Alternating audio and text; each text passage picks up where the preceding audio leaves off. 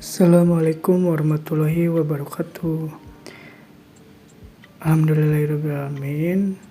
Pada pembelajaran daring ini, semoga kabar kalian sehat semua dan juga semangat terus belajarnya. Pembelajaran daring hari ini kita akan membahas lanjutan teks eksposisi, yaitu mengenai ciri kebahasaan teks eksposisi dan langkah-langkah menyusun teks eksposisi. Materi sebagai berikut. Ciri kebahasaan teks eksposisi. Yang pertama, menggunakan kata ganti atau pronomina orang pertama, tunggal maupun jamak, seperti saya, kami, atau kita. Yang kedua, bersifat faktual atau ilmiah populer, berbahasa yang jelas dan tidak bermakna ganda. Yang ketiga, bersifat informatif, artinya memaparkan informasi atau pengetahuan sesuai fakta. Yang keempat, bersifat faktual, yaitu menggunakan fakta dalam penulisannya dan dapat dipertanggungjawabkan. Yang selanjutnya ada langkah-langkah dalam menyusun teks eksposisi. Yang A, memilih dan menentukan topik yang akan ditulis, yaitu seperti judul. Judul apa yang kalian akan pilih? Yang B, menentukan tujuan penulisan. Tentukan tujuan yang akan kalian tulis ke arah mana dan kalian harus sesuai judul dan akan membuat topik seperti apa. Yang C itu mengumpulkan data untuk mendukung argumen. Nah, ini perlu kalian mengumpulkan data secara fakta dan datanya itu dikumpulkan dari berbagai pengalaman atau informasi di suatu buku atau media internet lainnya.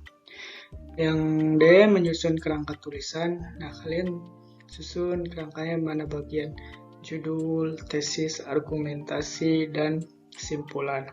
Yang E, membahas masalah dengan mengembangkan kerangka karangan.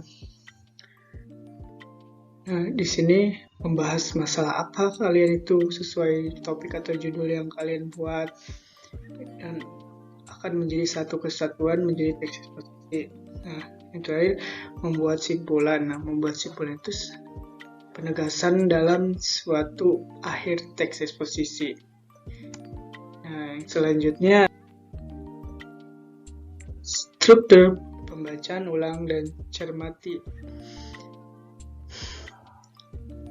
Apakah teks eksposisi yang dibuat sudah benar sesuai struktur paragraf dan tulisannya? Nah, kalian baca ulang teks eksposisi yang kalian sudah buat. Apakah strukturnya udah benar seperti struktur yang ada judul, tesis, argumentasi, dan penutup.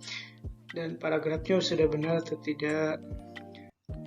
Yang B itu ada bahasa, ada beberapa aspek kebahasaan dalam teks eksposisi yang perlu penting lebih lanjut. Itu mengenai ejaan, tanda baca, pilihan kata, ketertiban kalimat, dan kepaduan paragraf. Nah, yang perlu kalian tuning itu kan di teks eksposisi kalian lihat ejaannya sudah benar belum, sesuai kaidah kebahasaan teks eksposisi belum, dan tanda baca. Nah, tanda baca itu seperti ada koma, titik, tanda tanya, tanda seru, seperti itu kurang lebih. Nah, itu penempatannya sudah benar atau belum. Yang selanjutnya ada pilihan kata. Nah, kalian pilihan kata ini tidak boleh asal. Pilihan kata ini berdasarkan fakta atau informasi yang akan dituangkan dalam teks tersebut. Misalkan pilihan kata ilmiah atau pilihan kata istilah, seperti itu. Pilihan kata ini bisa disebut juga diksi.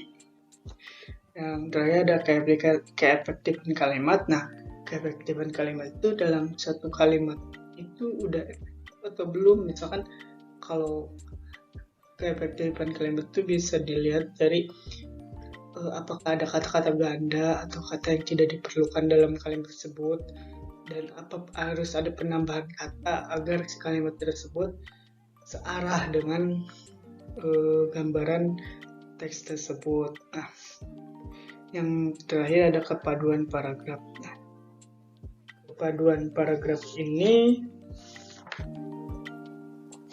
bisa dilihat dari ditandai dengan perikatan dan kepaduan antar kalimat dalam sebuah paragraf atau keterkaitan antar paragrafnya.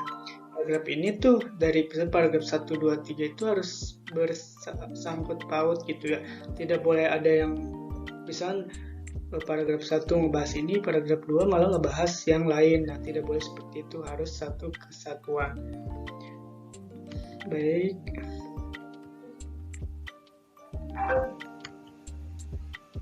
Nah, dia materi hari ini pembelajaran daring. Terima kasih. Semoga kalian dapat memahami video pembelajaran dari Bapak. Terima kasih. Semangat belajarnya. Wassalamualaikum warahmatullahi wabarakatuh.